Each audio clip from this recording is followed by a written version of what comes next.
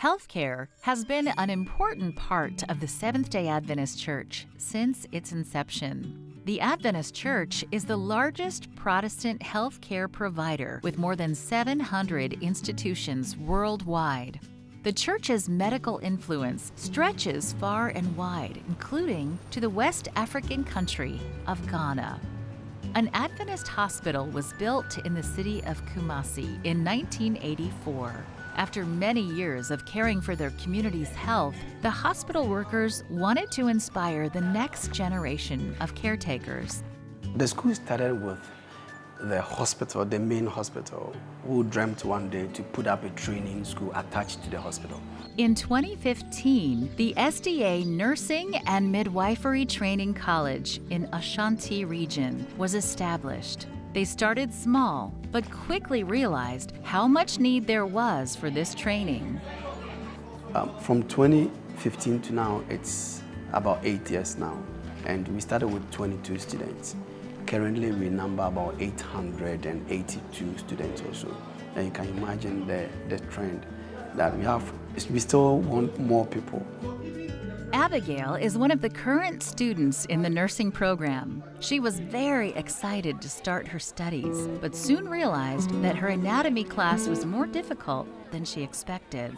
So when the tutor came to class, teaches, it's been like, what is he talking about? Like, I didn't get to get the knowledge, the understanding. So anytime, what am I even doing in this school?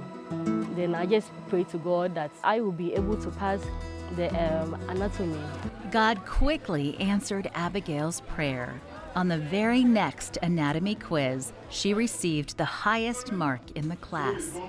The other students recognized how well Abigail was doing in the class and gave her an affectionate nickname. So from then, the teacher started giving me the name Madam Anatomy or Anatomy Madam. Thanks be to God. Since from first year, I've been the one with the highest score for anatomy. The school has made a difference for students like Abigail, but not only in their academics. The spiritual life and atmosphere have also made a big impact on the students, especially those without an Adventist background. They are non-Adventists, but the spirit of Adventism still lives in them, because I've been watching most of them, their WhatsApp status, and every Sabbath you see a lot of them posting Happy Sabbath, Happy Sabbath. Just recently, we baptized about 18 students. The Adventist Nursing and Midwifery Training College has become a place of high demand for education. Their biggest issue is space. They have been growing so quickly that their classrooms are overfilled. It has made it very difficult for teachers to effectively train the students. But the challenge has been with space. Space for students to sleep in terms of accommodation, classroom sizes. As you came around, I hope you've gone around and you can see the classrooms congested with about over 100 students in one class with no other audible medias to even speak to them. We will be extra happy if additional classroom blocks are put up for some of the students so that we can at least admit more. Because there are more people who applied but couldn't get opportunity to come because we don't have the space. This quarter, part of your 13th Sabbath offering will help the school complete the construction of new classrooms. This will allow hundreds of future nurses and midwives to realize their full potential.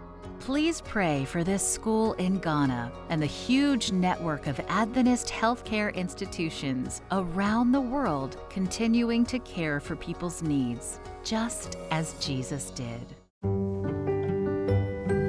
A young student came to study math, science, and history, never dreaming she would learn something that would save her life. I think Adventist education is a big mission field in Africa in general.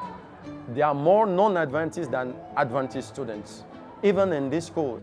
Only about 5% of the students at this Adventist secondary school come from an Adventist background.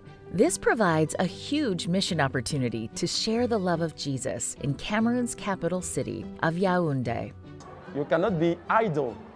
There are many people coming in the office talking about their problems, and you have to follow them, to pray with them. One day, a student named Kamho came into Chaplain Yetna's office looking for help. She was in pain because she had a medical issue with her heart.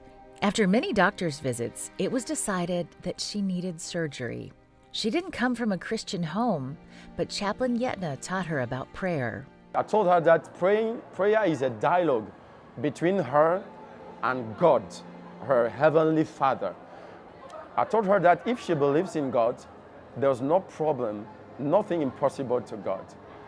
And I even challenged her to start praying every morning and every night for that particular problem.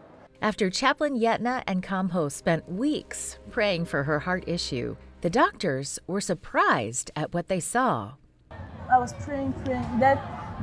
Maybe the fifth time that I went, he said that the doctor was surprised that what happened, I'm not seeing the disease more. And the doctor called the parents in the office, in the laboratory, to ask them what they gave her. And they told the doctor nothing. The heart issue had vanished, and the only medicine given was prayer. Now he has made me to learn that God is the first thing that we should think in life. It's all. So now that he has told me this, I've started praying with him every day. The Adventist Church in Cameroon is concentrated in the southern part of the country. Church leaders want to impact lives like Kamho's in the northern region of the country as well. Currently, there are no Adventist schools in that area, making it a tremendous mission opportunity. It is very important to build a school in the northern region where there are many non-Adventists and even many non-Christians. It is very important, firstly, for the mission, because, as you know, we have to reach the regions that may not have heard about Christ. There is already a plot of land dedicated to the new school building. They have blueprints and a vision of what the school will look like once finished. This 13th Sabbath offering will go to help the church in Cameroon build their first school in the northern region. Please pray for this project, which will provide an opportunity to spread the gospel to unreached people. Thank you for your support of the 13th Sabbath offering.